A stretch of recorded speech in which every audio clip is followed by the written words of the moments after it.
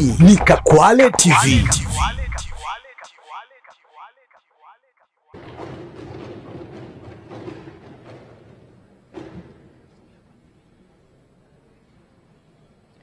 Mimi Sylvia Francis Sigula naapa kwamba nitakuwa mwaminifu kwa Jamhuri ya Muungano wa Tanzania na kuitumikia kwa moyo wangu wote, na kwamba nitaihifadhi, nitailinda na kuitetea Katiba ya Jamhuri ya Muungano wa Tanzania kwa mujibu wa sheria iliyowekwa.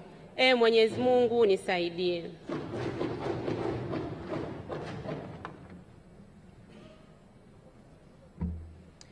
Mimi Sylvia Francis Sigula kwa heshima kubwa ninaahidi mbele ya bunge tukufu kuwa nitakuwa mtiifu na mwaminifu kwa nchi yangu Tanzania, na kwamba ninaahidi kuilinda, kuitumikia na kuitetea Jamhuri ya Muungano wa Tanzania kwa nguvu zangu zote na kwa moyo wangu wote.